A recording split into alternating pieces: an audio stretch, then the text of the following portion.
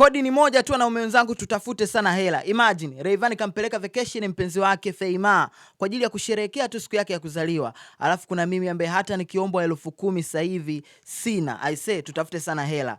Penzi chuku chuku. Alafu hata linogagi. Wewe unapenda ucho. Alafu konga uongagi. Eti nipe kidocho. Ebu acha unyonyaji. Bana, msanii Rayvanny yupo Dubai sasa hivi na mpenzi wake Feima kwa ajili ya kusherehekea siku ya kuzaliwa ya Feima. Sasa imekuwa ni video ambayo imeenda viral sana baada tu ya msanii Rayvanny kushare kwenye ukurasa wake wa Instagram ikionyesha wakijivinjari kwenye mitaa fulani hivi ya Dubenga.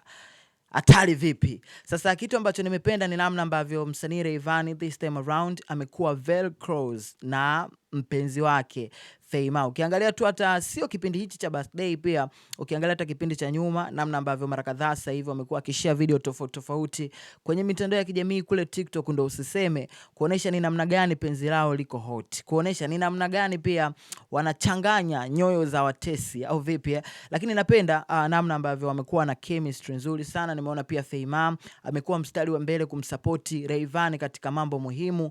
Umeona mara kadhaa amekuwa akionekana naye pia kwenye show, hata last show ambayo alifanya msanii Rayvanny ya Full Moon Party iliyofanyika visiwani Zanzibar, pia tulimuona Feima alikuwepo. Alikuwa mstari wa mbele kabisa kuhakikisha kuwa anampa support ya kutosha mpenzi wake, mume wake, baba watoto wake. Namzungumzia Rayvanny Vanny Boy. Ni kitu kizuri, kinaonesha ni namna gani pia mapenzi inabidi yathaminiwe. Huenda pale ambapo umepata mtu sahihi zaidi kinakuwa ni kitu kizuri zaidi. Drop comment yako, unaambie kitu gani hasa ambacho ushawahi kufanyiwa na mwenza wako kwenye siku yako ya kuzaliwa.